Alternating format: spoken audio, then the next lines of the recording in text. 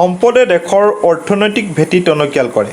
দেশৰ অৰ্থনৈতিক স্থিতি সবলৰ স্বাৰ্থত সুনিশ্চিত সুৰক্ষাৰে ৰাইজে সহযোগ কৰিবলৈ সদা প্ৰস্তুত। শেহতীয়াকৈ বাগজানৰ ঘটনাই আমাক এটি উচিত শিক্ষা দিয়া যেন অনুভৱ হৈছে। অইল ইণ্ডিয়া লিমিটেড বা ONGC বা কোল ইণ্ডিয়া লিমিটেডে ইয়াৰ দাঁতিকাষৰীয়াৰ পাৰিপাৰ্শ্বিক পৰিৱেশৰ ওপৰত গুৰুত্ব দিয়েনে বা সুৰক্ষাৰ ক্ষেত্ৰত কিমান গুৰুত্ব প্ৰদান কৰে? ই নিশ্চয়কৈ আজিৰ তাৰিখত লাখটকীয়া প্ৰশ্ন।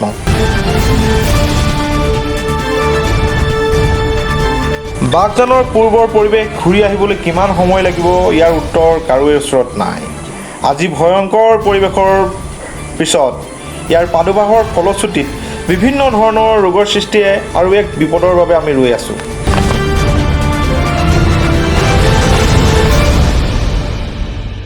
শেহতীয়াকৈ নিতাই পানীঢিং অঞ্চলতো তেল খননৰ প্ৰাৰম্ভিক কাম কাজ আৰম্ভ হৈছে।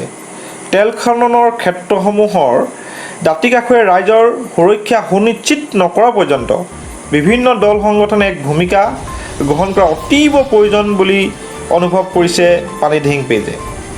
আজি বাগজানৰ অগ্নিকাণ্ডৰ সন্দৰ্ভত মাননীয় মুখ্যমন্ত্ৰী মহোদয়ৰ বক্তব্য কিয়দংশ আপোনালোকলৈ আগবঢ়াইছোঁ।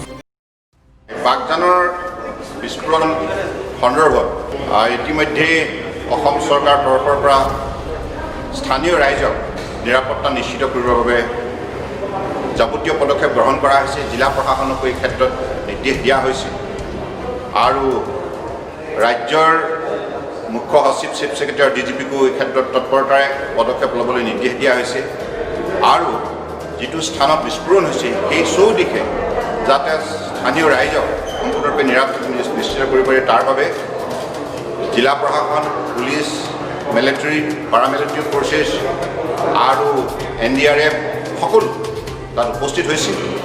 আৰু ইতিমধ্যে মই ভাৰত চৰকাৰৰ কেন্দ্ৰীয় পেট্ৰলিয়াম মন্ত্ৰী ধৰ্মেন্দ্ৰ প্ৰধানক গোটেই বিষয়টো জনাইছোঁ আৰু তেখেতক মই অতি শীঘ্ৰে তৎপৰতাৰে এই বিস্ফোৰণৰ বিষয়টোৰ ক্ষেত্ৰত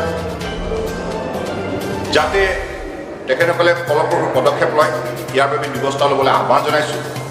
আৰু লগতে ইণ্ডিয়ান এয়াৰফ'ৰ্চ এই ক্ষেত্ৰত তেখেতসকলেও যাতে ভূমিকা গ্ৰহণ কৰে আৰু ইণ্ডিয়ান এয়াৰফ'ৰ্চেও এই জুই নুমুৱাৰ কামত যাতে আত্মনিয়োগ কৰে তাৰ বাবে কেন্দ্ৰীয় চৰকাৰৰ প্ৰতিৰক্ষা মন্ত্ৰী ৰাজনাথ সিং ডাঙৰীয়াকো মই অনুৰোধ জনাইছোঁ। মুঠৰ ওপৰত oil India limited, ONGC, Assam চৰকাৰ আৰু ইণ্ডিয়ান মিলিটাৰী, পাৰামিলিটাৰী ফ'ৰ্চেছ, NDRF আমি সকলোৱে স্থানীয় ৰাইজক নিৰাপত্তাৰ বাবে এই ক্ষেত্ৰত পদক্ষেপ লোৱাৰ বাবে প্ৰয়াস কৰিছোঁ আৰু আমাৰ দৃঢ় বিশ্বাস যে সকলোৰে সহযোগত এই কামত আমি সফলতা অৰ্জন কৰিব পাৰিম।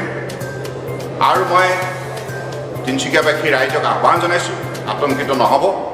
চৰকাৰে জনসাধাৰণৰ স্বাৰ্থত নিষ্ঠাৰে এই ক্ষেত্ৰত উদ্যোগ গ্ৰহণ কৰে।